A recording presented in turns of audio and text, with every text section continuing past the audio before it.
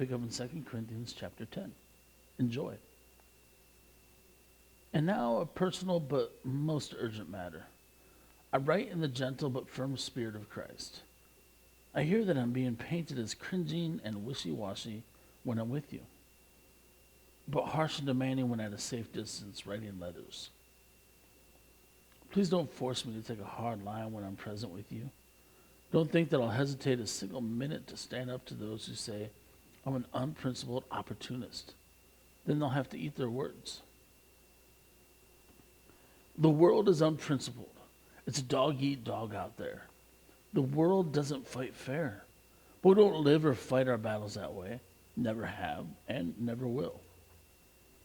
The tools of our trade aren't for marketing or manipulation, but they are for demolishing that entire massively corrupt culture.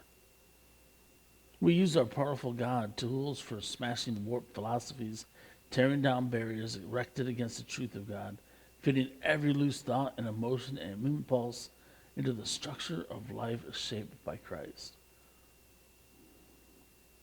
Our tools are ready at hand for clearing the ground of every obstruction and building lives of obedience into maturity. You stare and stare at the obvious, but you can't see the forest for the trees. If you're looking for a clear example of someone on Christ's side, why do you so quickly cut me out? Believe me, I'm quite sure of my standing with Christ. You may think I overstate the authority he gave me, but I'm not backing off. Every bit of my commitment is for the purpose of building you up. After all, not tearing you down. And what's this talk about me bullying you with my letters? His letters are brawny and potent, but in person, he's a weakling and mumbles when he talks. Such talk won't survive scrutiny. What we write when we're away, what we do when we're present, we're the exact same people, absent or present in letter or in person. We're not, understand, putting ourselves in a league with those who boast that they're our superiors. We wouldn't dare do that. But in all this comparing and grading and competing, they quite miss the point. We aren't making outrageous claims here. We're sticking to the limits of what God has set for us. But there can be no question that those limits reach to and include you. We're not moving into someone else's territory. We were already there with you, weren't we?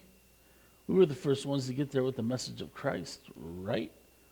So how can there be any question of overstepping our bounds by writing or visiting you? We're not barging in on the rightful work of others, interfering with their ministries, demanding a place in the sun with them. What we're hoping for is that as your lives grow in faith, you'll play a part within our expanding work, and we'll all still be within the limits God sets as we proclaim the message in countries beyond Corinth. But we have no intention of moving in on what others have done and taking credit for it. If you want to claim credit, claim it for God. What you say about yourself means nothing in God's work. So what God says about you, that makes the difference. Thank you for joining me in the reading of 2 Corinthians chapter 10. Come back tomorrow as we do chapter 11. Have a great day.